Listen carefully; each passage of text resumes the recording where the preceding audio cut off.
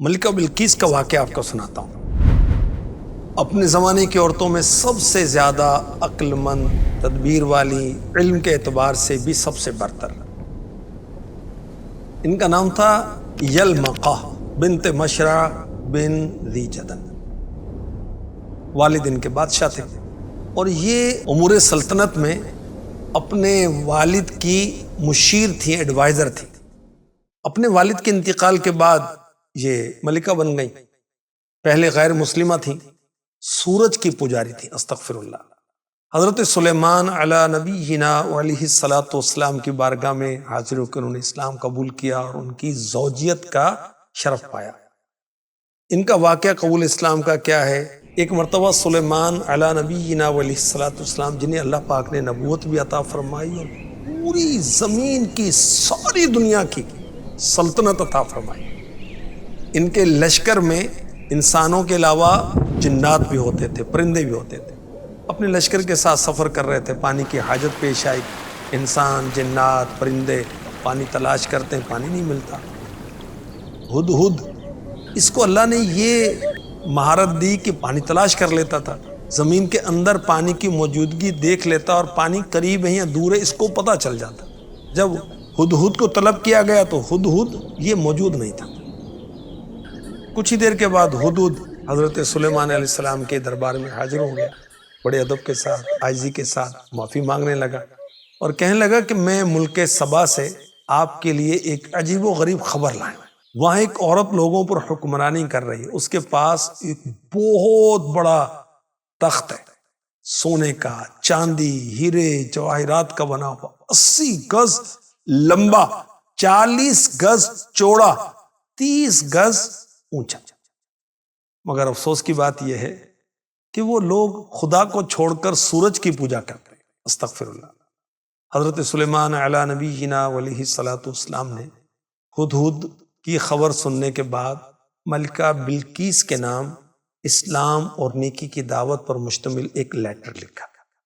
وہ لیٹر جو تھا وہ ہدہد کے سپرد کیا گیا، فرمایا میرا یہ خط لے جاؤ، ان کو دو، پھر دیکھنا ان کا ری ایکشن کیا ہے، رد عمل کیا ہے۔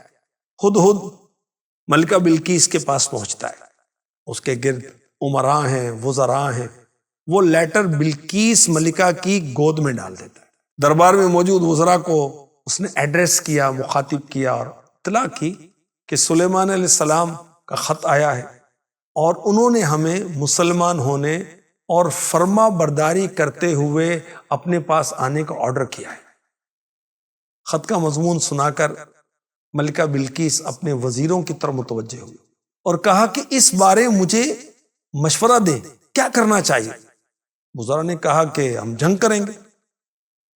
جب بلقیس نے دیکھا یہ لوگ جنگ کی طرف مائل ہیں تو کہا کہ یہ تو اچھی بات نہیں ہے، میرا مشورہ یہ ہے کہ ہم سلیمان علیہ السلام کو کچھ گفٹ بھیجتے ہیں، تحفے بھیجتے ہیں، معلوم ہو جائے گا اگر وہ بادشاہ ہیں تو وہ گفٹ قبول کر لیں گے، نبی ہیں تو ہدیہ قبول نہیں کریں گے، گفٹ قبول نہیں کریں گے، اور اپنے دین کی پیروی کے لیے ہمیں انسسٹ کریں گے، مجبور کریں گے۔ ملکہ نے خط اور کثیر مال و دولت کے تحائف، گفٹ جو تھے وہ قاصدوں کے ذریعے سلیمان علیہ السلام کی بارگاہ میں روانہ کیے۔ اس تمام کی معلومات ہدہد پرندے نے حضرت سلیمان علیہ السلام کو پہنچا دی۔ قاصد جب حضرت سلیمان علیہ السلام کی بارگاہ میں پہنچے، ان کے وفد کا، ڈیلیگیشن کا جو امیر تھا منذر بن عمرو، اس سے سلیمان علیہ السلام نے فرمایا ان تحفوں کی مجھے کوئی حاجت نہیں، اللہ نے مجھے مال بھی دیا ہے، نبوت بھی عطا فرمائی، اب تم اپنی ملکہ کے پاس چلے جاؤ اور اطلاع دو کہ میرا لشکر آ رہا۔ جب قاصد ہدیے لے کر بلقیس کے پاس پہنچے، سارا واقعہ بیان کیا تو انہوں نے کہا بے شک وہ نبی ہیں اور ہم ان سے مقابلہ نہیں کر سکتے۔ پھر بلقیس ایک بہت بڑے لشکر کو لے کر ملاقات کے لیے سلیمان علیہ السلام کی طرف آتی ہے۔ ملکہ بلقیس راستے میں تھی، حضرت سلیمان علیہ السلام نے ملکہ بلقیس کو معجزہ دکھانے کہ میں سچا نبی ہوں اور نبوت کی حقانیت واضح کرنے کے لیے تخت بلقیس کو اپنے پاس پیش کرنے کا کہا۔ تو ایک جن نے کہا کہ وہ تخت میں آپ کی خدمت میں آپ کے اس مقام سے کھڑے ہونے سے پہلے حاضر کر دوں گا، نہیں کچھ دیر میں۔ سلیمان علیہ السلام نے فرمایا میں اس سے بھی جلدی چاہتا ہوں۔ یہ سن کر حضرت آصف بن برخیہ رحمۃ اللہ تعالی علیہ انہوں نے سلیمان علیہ السلام کے بارگاہ میں عرض کی حضور میں تخت بلقیس کو آپ کے پلک جھپکنے سے پہلے لے آؤں گا۔ یہ اسم اعظم کے ذریعے دعا مانگتے ہیں، تو اسی وقت وہ تخت بلقیس حضرت سلیمان علیہ السلام کے سامنے ظاہر ہو جاتا ہے۔ تخت آ گیا۔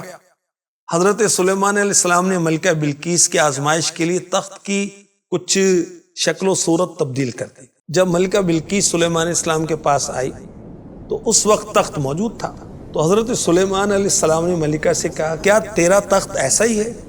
اس نے عرض کی کأنہ ہوا، گویا یہ وہی ہے، یہ تو اس جیسا ہی ہے۔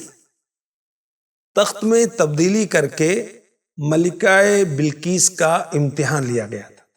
اب ملکہ بلقیس سے کہا گیا کہ صحن میں آ جائے۔ وہ صحن شفاف شیشے کا تھا، نیچے پانی بہ رہا تھا، مچھلیاں تیر رہی تھیں، اور صحن میں حضرت سلیمان علیہ السلام شان نبوت کے ساتھ جلوہ فرماتے تخت پر۔ ملکہ نے اس صحن کو دیکھا، سمجھی کہ گہرا پانی ہے، اس نے اپنی پنڈلیوں سے کپڑا اونچا کر لیا کہ پانی میں چل کر سلیمان علیہ السلام کی خدمت میں حاضر ہو سکے۔ حضرت سلیمان علیہ السلام نے فرمایا پانی نہیں، یہ تو شیشوں سے جڑا ہوا ایک ملائم صحن ہے۔